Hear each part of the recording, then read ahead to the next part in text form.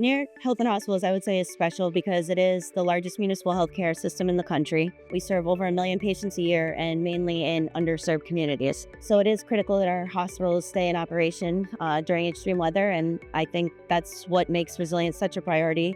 Also, we learned from the last 13 years or so, that have kind of brought to light some of the vulnerabilities of our facilities that now going forward, we know we need to prepare in advance of another event like Sandy and others like Ida. So working at H&H, especially in a healthcare environment where we have to keep everything up and running, it's always a very stressful situation in that time. But then you look back at it and you understand the kind of work and the importance of it in keeping these facilities open. You go home and you've known you're doing a good day's work. So when it comes to Ida, because we have been so focused on coastal storm events, we never really took into account the rainfall events that were coming in. So as they came in, now we understood that we have this new threat that we have to defend against.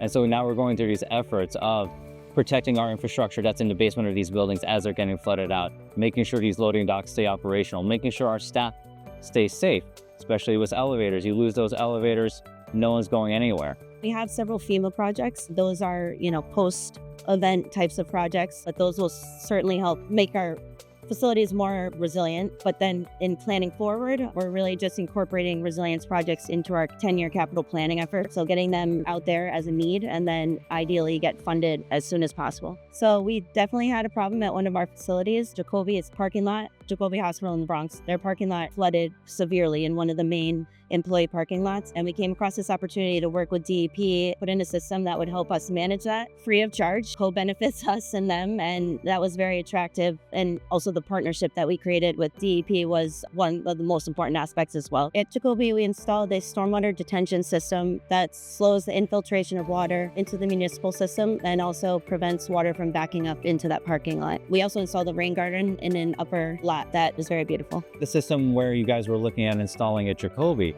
is actually one of the same areas that was affected by Ida, with heavy rainfall affecting vehicles within the parking lot. Yes, vehicles are not exactly a direct impact on healthcare, but that's an impact on our staff. And so it's ideally going to help us remove that water from the parking lot, really minimize that risk.